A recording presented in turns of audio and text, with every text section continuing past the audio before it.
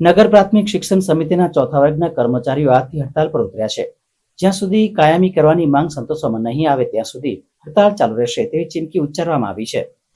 Vadodara municipal corporation હસ્તકની નગર પ્રાથમિક શિક્ષણ સમિતિના ચોથા વર્ગના 570 કર્મચારીઓને કાયમી કરવાની વર્ષો જૂની માંગણી નહીં સંતોષાતા આજથી ભૂખ હડતાલનો પ્રારંભ કરવામાં આવ્યો છે।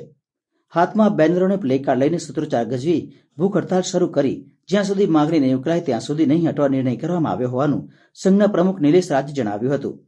શિક્ષણ સમિતિની મુખ્ય ઓફિસ ખાતે ભૂખ હડતાલ પર 570 કર્મચારીઓમાંથી જે નિવૃત્ત થઈ ચૂક્યા છે તે હાલ નોકરી પર ચાલુ છે અને જે કર્મચારીના મૃત્યુ થયા છે તેઓના વારસદારો ભૂખ હડતાલમાં જોડાયા છે।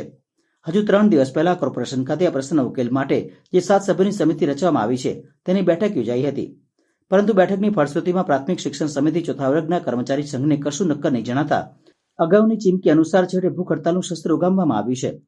સંઘ દ્વારા શિક્ષણ સમિતિના બાળમેળાની કામગીરીનો પણ બહિષ્કાર કરવાનું નક્કી કરવામાં આવ્યું છે। ઉલ્લેખનીય છે કે 1977 થી આ લડત ચાલુ છે। છેલ્લા 47 વર્ષથી કર્મચારીઓ લડત ચલાવી રહ્યા છે। 570 કર્મચારીઓમાંથી હાલ 115 નોકરી પર છે। 70 થી 80 મૃત્યુ પામી ચૂક્યા છે અને બાકીના નિવૃત્ત થયા છે। સંઘ દ્વારા એરિયર્સ છોડવાની તૈયારી દર્શાવી છે, જ્યારે પેન્શન અને પગારની માંગણી ચાલુ રાખી છે। જો કર્મચારીને કાયમી કરવામાં આવે તો કોર્પોરેશન પર વાર્ષિક 8 કરોડનો બોજો વધી શકે તેમ છે।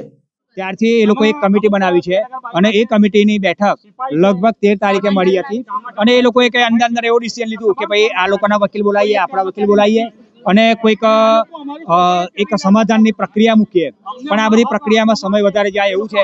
એટલે અમે એવું કહ્યું કે ભાઈ અમારી જે હડતાલ છે 16 તારીખની એ તો યથાવત રહેશે અને તમારે જે પણ કંઈક કરવું હોય અમારી ચાલુ હડતાલમાં જ કરજો। જે દિવસે અમારું કામ પૂરું થશે એ દિવસથી જ અમે ઊભા થવાના, ત્યાં સુધી હવે અમે ઊભા થવાના નથી।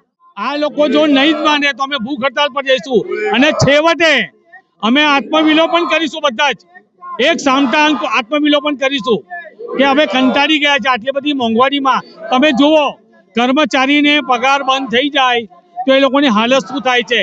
એ લોકોએ માનવતા રાખવી જોઈએ અને અમારું આજે 1 વર્ષનો પ્રોબેશન દૂર કરી અને કાયમી જે હક છે અમારો આપવો જોઈએ।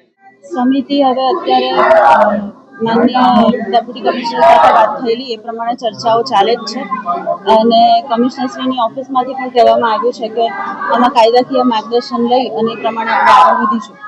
આ કેટલા કર્મચારીઓ ચાલુ છે અને આની શું અસર પડશે સમિતિ પર? આ લોકો હડતાલ પર ઉતર્યા છે, 120 જેવા કર્મચારી ચાલુ છે। તો અસર પડશે સમિતિના કામ પર? જી, ચોથા વર્ગના કર્મચારી છે એટલે ખાસી બધી અસર પડશે।